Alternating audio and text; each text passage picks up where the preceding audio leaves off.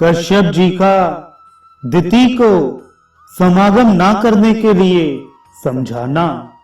श्री मैत्रेय जी कहते हैं, जब दिति ने कश्यप जी से बहुत प्रार्थना की, तब उन्होंने उसे सुमधुर वाणी से समझाते हुए कहा, भीरु, तुम्हारी इच्छा के अनुसार मैं अभी अभी तुम्हारा प्रिय अवश्य करूंगा।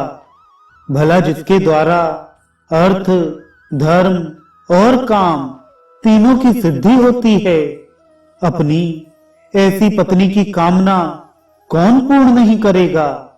जिस प्रकार जहाज पर चढ़कर मनुष्य महासागर को पार कर लेता है, उसी प्रकार गृहस्थाश्रमी दूसरे आश्रमों को आश्रय देता हुआ अपने आश्रम द्वारा स्वयं भी दुख समुद्र के पार हो जाता है। माननी स्त्री को तो त्रिविध पुरुषार्थ की कामना वाले पुरुष का आधा अंग कहा गया है। उस पर अपनी गृहस्थी का भार डालकर पुरुष निश्चिंत होकर विचरता है।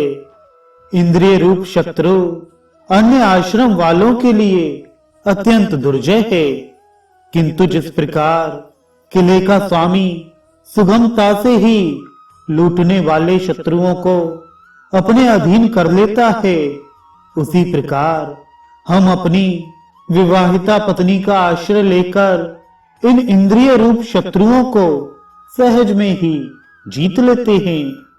गृहेश्वरी, तुम जैसी भार्या के उपकारों का बदला तो हम अथवा और कोई भी गुणाग्राही पुरुष अपनी सारी उम्र में अथवा जन्मांतर में भी पूर्ण रूप से नहीं चुका सकते।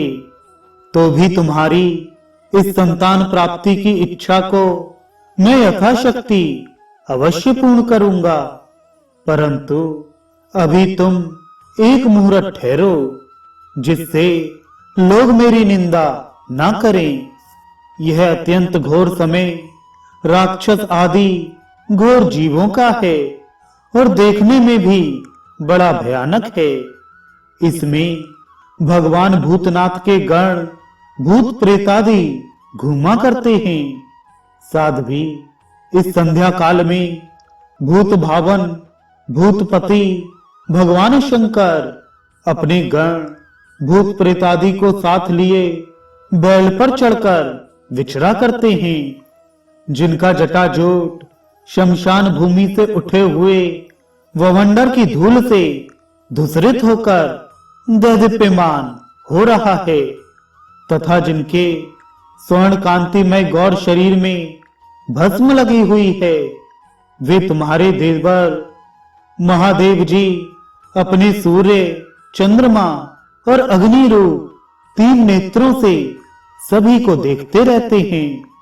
संसार में उनका कोई अपना या पराया नहीं है, ना कोई अधिक आदरणीय और ना निंदनीय ही है। हम लोग तो अनेक व्रतों का पालन करके उनकी माया को ही ग्रहण करना चाहते हैं, जिसे उन्होंने भोग कर लात मार दी है।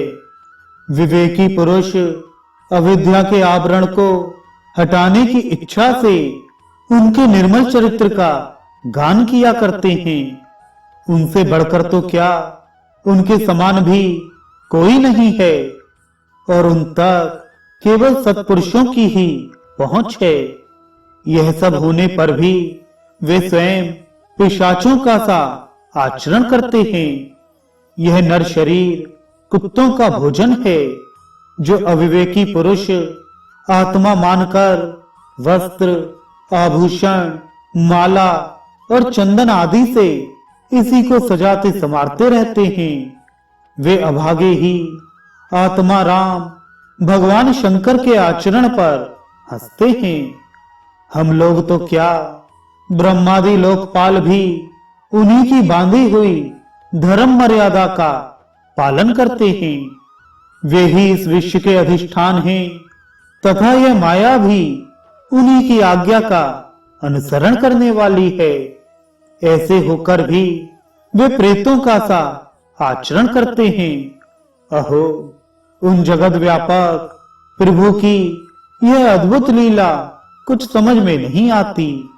मैत्रेय जी कहते हैं, पति के इस प्रकार समझाने पर भी कामातुरा दिति ने वैश्या के समान निर्लज्ज होकर ब्रह्म ऋषि कश्यप जी का वस्त्र पकड़ लिया। तब कश्यप जी ने उस निंदित कर्म में अपनी भार्या का बहुत आग्रह देख देव को नमस्कार किया और एकांत में उसके साथ समागम किया।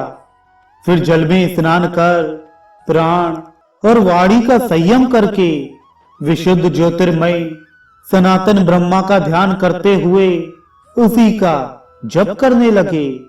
विदुर जी, दिति को भी उस निंदित कर्म के कारण बड़ी लज्जा आई और वह ब्रह्म ऋषि के पास जा सिर नीचा करके इस प्रकार कहने लगी,